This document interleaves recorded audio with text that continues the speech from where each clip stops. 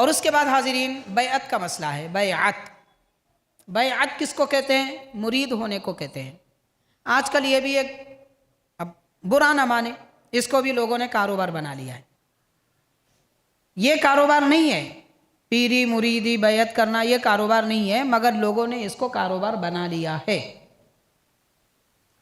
ایسے ایسے لوگ مرید بنا رہے ہیں، ان کو درود کی آیت پڑھنا نہیں آتا، ان اللہ و ملائکتی یصلون، ایسا پڑھ رہے ہیں معاذ اللہ، سنا ہے ہم نے۔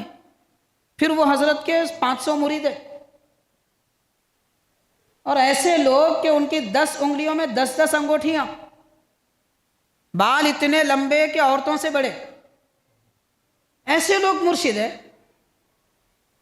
ارے جو خود گمراہ ہے وہ کسی کو رہنمائی کیا کرے گا بھائی؟ مرشدی کا مطلب کیا ہے؟ گمراہ کو ہدایت پہ لانے کو مرشدی کہتے ہیں۔ اور جو خود گمراہ ہے، نماز کبھی مسجد میں آتے ہوئے دیکھیں گے نہیں آپ، جمعہ بھی پڑھتے ہیں تو نہیں معلوم کون سی صف میں چھپے ہوئے رہتے ہیں۔ اس قسم کے لوگ بیعت کرا رہے ہیں، اور لوگ ہیں کہ جا رہے ہیں مرید بن رہے ہیں، کیا مل رہا ہے نہیں معلوم۔ کیا ملے گا؟ 2 لیمو ملیں گے، 4 بھلاوے ملیں گے، اور 4 مرچیاں ملیں گی، یہ گھر میں باندھ دو، یہ زمین میں گاڑ دو، بس ہو گئی مریدی، ہو گئی۔ اس کا نام مریدی ہے۔ گمراہ آدمی کے دل سے گمراہی نکال کر اللہ کا نور بھر دینے کا نام مریدی ہے۔ مرشد اس کو کہتے ہیں۔ ایک بار کوئی مرید ہو جائے، زندگی بھر اس کی نماز نہ چھوٹے، اس کو مرید کہتے ہیں۔ تہجد کی پابندی ہوتی ہے مرشد سے بھی، مرید سے بھی، اس کو مریدی کہتے ہیں۔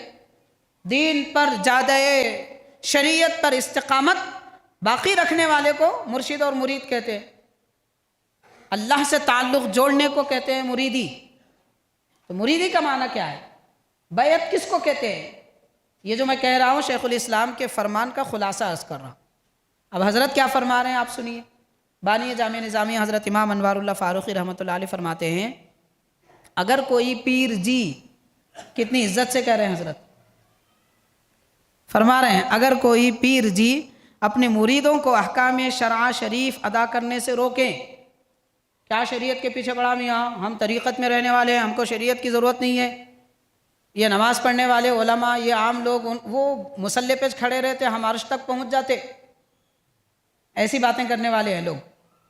تو حضرت ایسے لوگوں کے بارے میں فرما رہے ہیں، اگر کوئی پیر جی مریدوں کو احکام شرع ادا کرنے سے روکیں یا توجہ نہ دلائیں، روکنا بھی نہیں، توجہ دلانا بھی ضروری ہے کہ آؤ دین کی طرف، شریعت کی طرف، قرآن کی طرف، اگر توجہ بھی نہ دلائیں اور یہ تلقین کریں کہ نماز، روزہ، حج و زکوٰۃ جو قرآن و حدیث اور فقہ میں مذکور ہیں یہ کوئی چیز نہیں ہے، اگر کوئی ایسا کہے، پیر ایسا کہے، بلکہ ان کا مطلب ہی کچھ اور ہے، ایسا ظاہر کرے، تو ظاہر ہے اور ظاہر شریعت بیکار چیز ہے، ایسا کوئی کہے، یہ کہے کہ ظاہر شریعت بیکار ہے، یہ کہے کہ نماز، روزہ، زکوٰۃ، حج قرآن و حدیث وغیرہ سے ثابت ہے، وہ کوئی چیز نہیں ہے، شریعت کا کوئی مطلب نہیں ہے، اگر کوئی ایسا کہے تو حضرت شیخ الاسلام فرما رہے ہیں اس بیعت کو ہمارے نبی کریم صلی اللہ علیہ وسلم سیدنا محمد رسول اللہ سے، اس بیعت کا آپ کے دین سے کوئی تعلق نہیں۔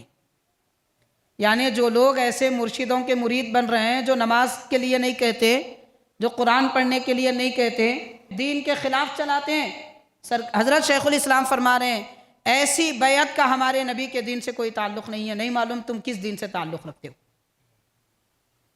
حضرت بانی جامع نظامی رحمۃ اللہ علیہ اپنی کتاب مقاصد الاسلام جلد 10 صفحہ 56 میں یہ ارشاد فرماتے ہیں،